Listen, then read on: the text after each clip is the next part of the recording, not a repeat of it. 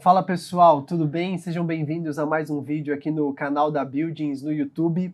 E bom, hoje eu quero te convidar para participar dessa conversa mais que prazerosa que teremos com Martim Jaco, CEO da BR Properties. Então, Martim, muito obrigado por aceitar nosso convite para esse bate-papo. Bom, eu já me sinto em casa aqui depois de tantos anos de parceria com a BR, então obrigado por aceitar o convite para participar dessa conversa conosco. Fernando, é bom que você se sinta em casa, porque afinal de contas, desde que vocês começaram, desde que a gente começou, a gente tem feito muita coisa junto. Mas obrigado pelo convite da Buildings, um prazer te receber aqui e espero que a gente tenha uma conversa aí boa aí que todo mundo goste. Joia, joia. Martim, bom, acho que é o grande momento hoje é falar sobre as mudanças que vocês fizeram recentemente, né, uma mudança na companhia que envolveu a criação de um fundo imobiliário que a gente quer explorar um pouquinho na nossa conversa também. Então me conta como é que está a BR Properties hoje, o que aconteceu nos últimos meses para quem ainda não está sabendo. Tá bom, essa é a pergunta que a gente tem recebido com bastante frequência, né? Eu vou te contar um pouquinho mais de trás até para chegar na frente, né? A companhia, quando foi montada em 2006, 2007, ela começou como uma empresa de capital privado. Em 2010 a gente abriu o nosso capital, então já é uma grande mudança, né? Nos tornamos uma empresa pública no sentido que a nossa ação passou a ser cotada então pela B3, e ela se tornou pública, continuou crescendo, continuou recebendo novos investidores, fizemos follow-ons. Num determinado momento a gente resolveu comprar outra empresa que seria uma concorrente nossa, que também estaria no mercado, mas que as duas companhias chegaram à conclusão, puxa, melhor junto para a gente ocupar mais espaço desse mercado institucional de escritórios e de logística que a gente queria ser conhecido. Compramos então a One Properties. Né? Compramos a One Properties, que era BTG, com Walter Torre, com W Torre, compramos e fizemos uma empresa grande, chegamos a ter 14 bi em ativos. Né? E aí que foi interessante, quando a gente chegou a 14 bi, imediatamente a gente começou uma estratégia de reciclagem, de venda, e o primeiro portfólio que a gente vendeu foi o de logística. Então, muita pergunta, poxa, vocês eram privados e abrem um capital, continuam crescendo, aí vocês compram uma concorrente, chegam a 14 e agora vocês vão começar a vender tudo que vocês montaram, que é difícil de montar? E a gente sempre respondeu sim, porque a gente não coleciona prédios, porque a gente gosta de entender os ciclos do mercado e achamos que esse é o melhor movimento para os acionistas. Bom, vendemos esse ativo, vendemos também alguns ativos de escritórios, a época a GLP estava entrando, Brookfield entrando, Blackstone entrando, então a gente achou que era um timing muito bom de venda, o ciclo se virou, mostrou que a gente tinha feito a atitude correta, né? Foi seguindo, num determinado momento o BTG disse, bom, eu vou seguir outra estratégia, e aí foi a primeira vez, isso já estamos então desde 2007 que a gente começou essa história, nós chegamos a 2016, 10 anos depois. Sim. Aí vem então a Adya pela primeira vez que disse, puxa, quero comprar o controle dessa companhia, se juntou à GP, na verdade a ideia da GP, né, ela que trouxe a Adya, compraram o controle. Foi a primeira vez em 10 anos que a companhia teve um único controlador, um primeiro controlador com mais de 50% da companhia, e a companhia continuou evoluindo, eles entraram, fizemos novas captações, voltamos ao mercado industrial logística, fomos crescendo, até que em 2022 a gente chegou a outra conclusão, bom, temos que fazer uma nova venda de ativos. Já tínhamos feito em 2019, preparando por um ciclo de recuperação, não preciso dizer o que aconteceu em 2020 e 2021, acho que já foi amplamente debatido e discutido, né? E em 2022 ele falou, bom, temos que seguir agora outra estratégia. E a estratégia era, precisamos desalavancar a companhia, que a gente tinha dívida e a taxa de juros ia começar a crescer, acabou crescendo muito mais e mais rápido do que a gente imaginava, então o movimento foi super acertado.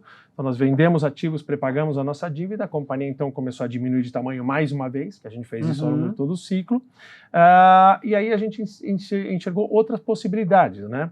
A primeira, de devolver muito capital para os nossos acionistas, uma vez que o mercado de capitais estava muito descontado, então desconto de 40%, 50%, até 60% nas ações, enquanto a gente vendeu ativos a 10%, 15%, 20% de desconto no máximo, dava um ganho muito grande para o acionista, devolvemos esse capital para o nosso acionista, a empresa diminuiu, e nessa diminuição de capital, nessa redução de capital que a gente foi fazendo, a gente viu também, puxa, uma ideia que a gente tinha há muito tempo.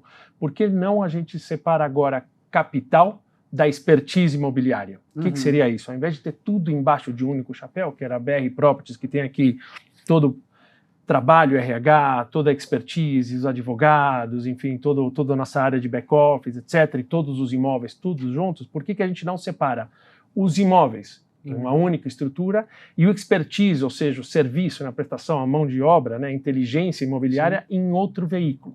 Para que esse veículo continue prestando a gestão, fazendo a administração desses mesmos ativos, mas que também possa criar outras caixinhas embaixo dela e crescendo a sua atuação no mercado. Então foi esse movimento que a gente anunciou para o mercado, que é a intenção de fazer, ainda é a intenção porque ainda não foi nada materializado, mas isso é bem claro, a gente conseguiu, que era algo que a gente queria ter feito em 2010, depois tentamos em 2016, depois tentamos em 2019, que tínhamos um fundo a ser lançado, mas efetivamente agora a gente conseguiu. Então a ideia é que a gente tenha uma empresa que concentre toda a parte de expertise imobiliária e ela faça a gestão de todos os ativos da BR Properties S.A., que são basicamente os de logística, e que faça a desse fundo. Numa dessas reduções de capital, criamos o BROF 11. Pagamos para os nossos acionistas com cotas desse fundo imobiliário. Então esse já é um primeiro veículo que efetivamente é gerido pela empresa de gestão, que hoje é conhecida como BRPR Consultoria. Sim, que aí a estrutura se assemelha muito mais a uma asset das que nós vemos no mercado. Se associa muito mais a uma asset, é como se fosse uma empresa asset light, né? Ou seja, ela tem a inteligência, mas não tem os ativos ficam em caixas ou em estruturas, né, jurídicas diferentes que são mais fáceis de ser geridas. E o que te traz isso? Duas grandes vantagens, né? A primeira vantagem é que você pode atingir vários mercados. Então não precisa estar unicamente preso àquele mercado que você estava ou com aqueles acionistas, você pode ter outros bolsos e outras estratégias. Esse é o primeiro ponto que permite crescimento. E o segundo ponto é que você pode criar caixinhas específicas para o tipo de investidor. É o que a gente fala, olha, a propriedade tem que ter uma combinação muito clara com quem que é o investidor. Então, um ativo consolidado gerando receita, puxa, quais são os investidores com esse perfil que querem renda de longo prazo? Um ativo que precisa de um retrofit, onde ele vai ser reposicionado no mercado, onde ainda existe um risco. Tem uma estrutura de ganho maior, ganho de capital. Estrutura de ganho, né, de retorno total. Né? O que interessa é a operação e numa saída, são prazos mais curtos. Bom, tem outros bolsos para fazer isso. Então, você acaba tendo mais eficiência na alocação desses recursos. Ótimo, excelente. Acho que é uma boa estratégia, como você falou, de ampliar as oportunidades de mercado, e ao longo da história que você brevemente contou de todos esses anos da BR, a gente viu muita exposição para o setor de escritórios, uma exposição para o setor de logística que vocês mantêm hoje dentro da estrutura da SA. Me conta um pouquinho da tua visão de mercado, Martim, depois de tantos anos aí nesses setores, como que hoje você vê esses dois setores, principalmente, né, de escritórios e de logística. Talvez a maioria dos investidores de fundo imobiliário hoje tem uma preferência por logística, por entender todo o crescimento desse setor que foi exponencial nos últimos anos. Parece que a pandemia, tudo que fez com que o mercado de escritórios sofresse e requeresse um pouco mais de atenção, parece que foi um empurrão para o setor logística em crescer, em novos projetos, em metragens ocupadas. Como que você entende hoje o prognóstico dos dois setores? Perfeito, acho que eu vou começar pelo de logística, né, que nem você falou, acho que está muito fácil hoje para o mercado entender, né? O mercado de logística já vinha se desenvolvendo muito rápido no Brasil, apesar de ser um mercado novo, quando eu comparo com escritórios, mas ele começou a se desenvolver muito e quando veio a pandemia existiu efetivamente um boom, porque todo o consumo passou a ser feito através de logística. Ninguém podia sair na rua, ninguém podia ir num shopping, ninguém podia comprar absolutamente nada, tinha que comprar via algum aplicativo e você receber dentro da sua casa. Então aí começou sim a necessidade dos grandes centros de logística, próximo aos grandes centros consumidores, existia essa carência. Tudo que foi construído começou a ser ocupado, áreas grandes, então todo mundo começou a entender, puxa, esse é um mercado muito bom que numa crise está funcionando muito bem. Mas é mais do que isso, né? Não é simplesmente uma crise. Bom, passou a crise, então agora vai regredir? Não, pelo contrário, só acelerou um processo que deveria seguir. Hoje eu estava lendo, não lembro que veículo, mas justamente ele estava falando que o Brasil cresce em consumo pela internet, compras pela internet, ao ritmo de 30% ao ano. Ou seja, isso é um ritmo muito grande, que significa que se precisa logística para fazer toda essa gestão das entregas dessas mercadorias das compras, que vai desde o produtor final ou de uma importação, eventualmente se for importação, para onde tem que ser levado, para os grandes centros de distribuição, depois para os pequenos centros de distribuição, o last mile, para depois você receber na sua casa. E dentro de um prazo, porque você compra, eu quero receber em 8 dias, eu quero receber em 2 dias, ou eu posso esperar 30 dias, né? Então tem toda essa cadeia de logística que é muito recente e está se desenvolvendo e ainda vai se desenvolver muito. Com certeza. Então esse é um mercado que hoje tá em voga, está todo mundo olhando, sim, todo mundo vendo, e você vê a performance de fundos imobiliários, por exemplo, estão indo muito bem, pouquíssimo desconto, alguns até sendo tradeados com prêmio, né? Tudo que aconteceu no mercado de retails acabou não abalando, deu só uma chacoalhada, mas já voltou porque os espaços eram bons e estavam sendo ocupados. E um detalhe muito importante que a gente olha para esse mercado de logística, e já fazendo também um paralelo para os escritórios que a gente já entra, falta muita qualidade ainda a ser construída nesse mercado de logística. O que significa qualidade? Grandes áreas onde a logística precisa de redução de custos por escala. Então, se você consegue produzir um empreendimento com 200, 300 mil metros, é muito melhor do que construir um empreendimento com 20, 30 mil metros, pela questão de escala, de custos, né? Custo de portaria, custo de manutenção, custo de segurança. Então, esses detalhes. Então, como falta muita qualidade ainda, é um mercado que ainda pode aceitar muito novo estoque. Claro que o novo estoque com qualidade vai ser ocupado ao invés do estoque mais antigo, que já está, enfim, bastante desgastado ou bastante desatualizado no mercado. Então tem essa transição normal e é importante saber o que efetivamente é estoque disponível e aquilo que efetivamente já ficou defasado, que precisaria passar por um processo de transformação. Então esse é o mercado, e um mercado que a gente atuamos muito. Chegamos a ter na nossa primeira fase de logística 1,5 milhão aproximadamente de metros quadrados, vendemos, hoje a gente já está em 450, podendo duplicar esse tamanho só com o que a gente tem dentro, então é um mercado que a gente acredita que vai continuar. Então esse é um mercado muito forte. O de escritórios, talvez foi o nosso carro-chefe durante todo esse período, né? A gente chegou a ter 20%, 25% de logística, mas sempre o grande investimento nosso era de escritórios, né? E provavelmente vai continuar sendo o grande volume de escritórios, né? Como todo mercado, ele é um mercado cíclico, assim como o de logística, ele é um mercado totalmente cíclico, que você tem que entender, mas é um mercado que aí vem alguns pontos importantes, pouca gente tem esses dados. Se você olhar São Paulo, o crescimento da ocupação total em São Paulo nos últimos 20 anos é de 3% ao ano. Então, faça chuva, faça sol, eleições que você teve nesse período de 20 anos, crise do subprime, crise dos caminhoneiros, crise de energia e, enfim, tudo que você pode, a pandemia, tudo que você pode colocar ali no meio, 3% ao ano de crescimento da área total ocupada em São Paulo. Rio de Janeiro, 1,65, tá? São números que a gente tem aqui internamente os últimos 20 anos. Ou seja, esse mercado ainda continua em expansão. Continua em expansão porque o nosso mercado continua crescendo, o Brasil continua crescendo, às vezes em ritmo mais acelerado e menos acelerado, o que isso é importante. Então, primeiro, tem demanda para novos escritórios. Acho que esse é o ponto importante. Segundo ponto importante desse mercado, sim, muita coisa foi construída, sim, muita coisa foi aprendida, e sim, foi aprendido, principalmente com a pandemia, a necessidade de qualidade de ocupação. Principalmente quando você dá flexibilidade para o seu funcionário. Flexibilidade de horários. Hoje o funcionário pode chegar a trabalhar muito mais cedo se quiser, pode sair muito mais tarde para compensar seus horários, pode não vir um determinado dia, pode ir no meio do dia. Isso significa que você tem que ter muita flexibilidade no entorno. Não é só o escritório que interessa, não é mais chego no escritório, não saio do escritório durante 8 horas, depois eu vou para casa sempre no mesmo horário, não. Hoje o escritório é um lugar onde você vai lá, você tem toda a cultura da sua companhia, que primeiro, no escritório você tem que ter vários cenários para trabalhar, assim como hoje a gente está aqui numa sala de reunião, improvisamos como estúdio, mas se quiser fazer uma ligação tem que ter um espaço reservado para ligação, se quiser fazer um conference call com gente de fora, gente dela tem que ter outra área, se quiser um lugar para você ver uma minuta de contrato, você precisa ter outro cenário. Então essa questão da qualidade, mas o mais importante é a necessidade de áreas de retail, áreas de serviço dando apoio a esse escritório e transporte público. Sem esses dois pontos, você não consegue ter um escritório correto, um escritório que funcione com a realidade hoje que veio depois da pandemia. E aí é o ponto. Isso é uma questão de qualidade, a gente chama de qualidade. Qualidade de ocupação, que é esse tripé. Qualidade do escritório, a qualidade dos transportes e a qualidade de serviços. Quando você tem esses três, você tem hoje o que seria um edifício moderno, atual, contemporâneo para ocupação. A grande parte do estoque ainda não é.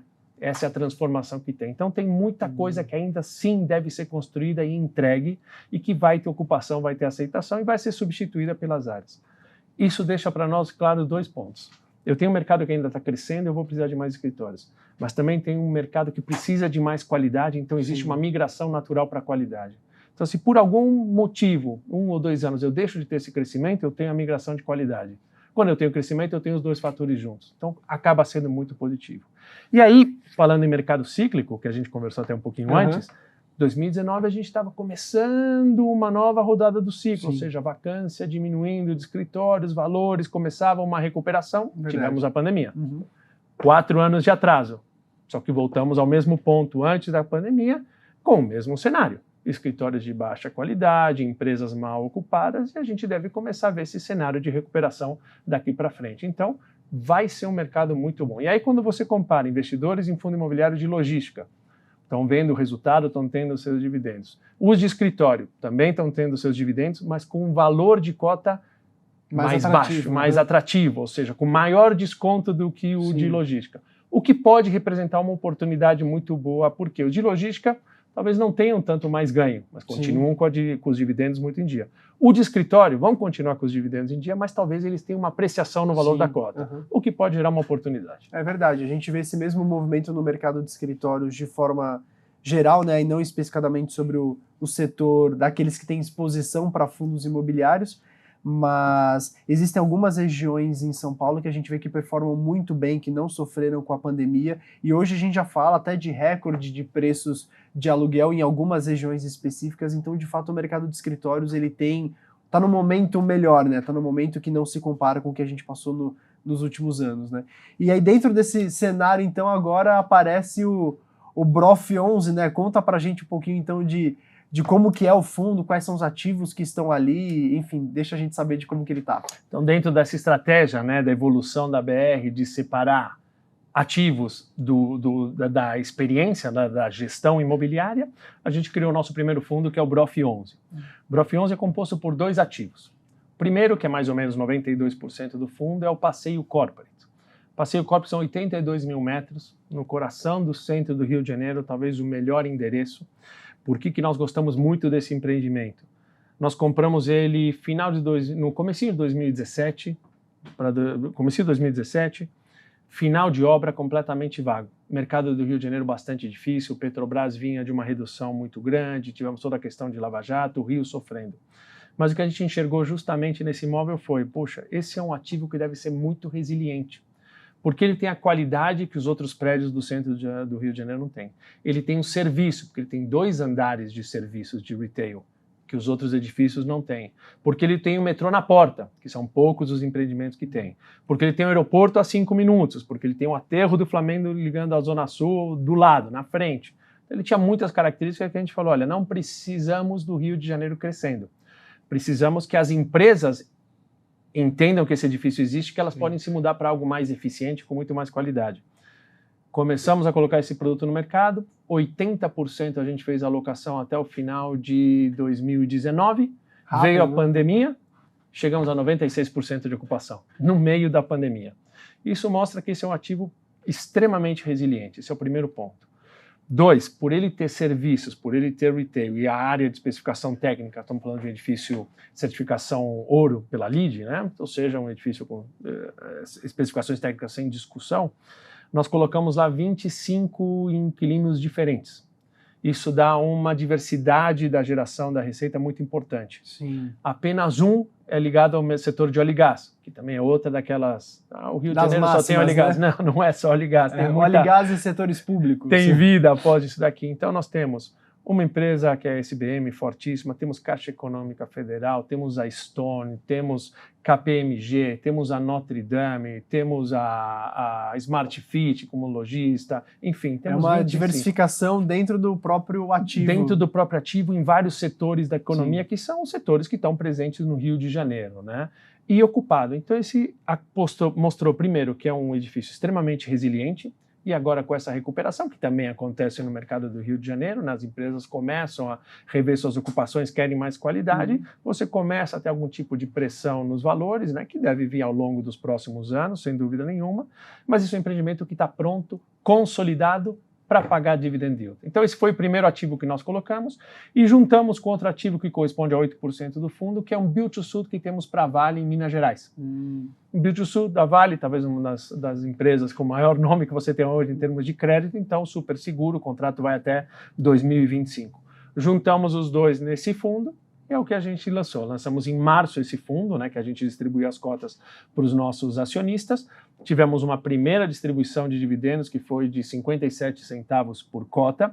À época correspondiam a 11,6, 11,7 de dividend yield, muito alto. Sim, muito alto. O mercado percebeu, imediatamente essa cota foi já corrigida, mas aí nós distribuímos no mês seguinte, que foi o segundo, o último, 0,61 por cota. Então, apesar da movimentação que a gente viu da cota, 0,61 aumentou o volume de dividendos, e hoje, perto da cota, considerando esse último dividendo, a gente está com a cota dando um yield de mais ou menos 10,5.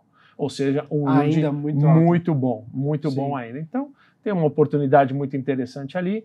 É um empreendimento que já nasceu grande, um fundo que já nasceu grande, com BI 200, né, de ativo, mas, até me adiantando algumas perguntas, talvez você ia fazer, o objetivo dele é crescer. Sim. Ele tem autorização de capital de 5 bilhões, e a ideia é que, à medida que a gente enxergue as oportunidades corretas e o mercado correto, a gente vai continuar crescendo esse fundo, e provavelmente vamos fazer agora aquisições em São Paulo para ter uma diversidade entre Rio e São Paulo e em outros veículos, para que a gente consiga trazer a diversificação e cada vez mais a segurança de um dividendo, né, praticamente bastante estável ao longo do tempo. Sim. Sendo um office fund, a ideia dessas aquisições seria permanecer no setor corporativo, então não ir para acrescentar portfólio logístico nesse fundo, pelo menos não no momento. Em princípio, sim, a gente quer crescer nele na parte de escritórios, até porque a gente tem outro plano para fazer logística, por exemplo, que seja em outro veículo.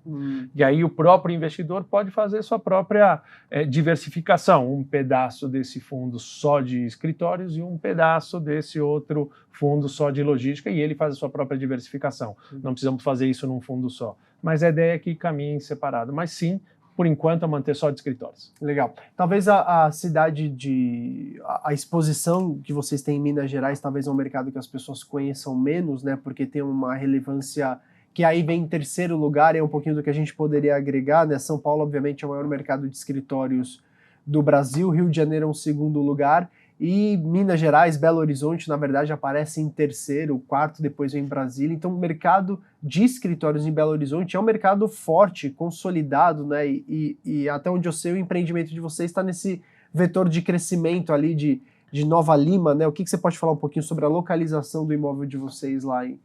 Fernando, acho que você matou, você colocou bem, né? Nós estamos Nova Lima, a continuação do que seria o bairro do Belvedere, onde tem todo o crescimento, hoje um crescimento residencial fantástico, né? Os melhores empreendimentos residenciais estão naquela região, os maiores valores estão sendo alcançados já naquela região, então você tem todo um crescimento muito grande. Acho que esse é o primeiro ponto.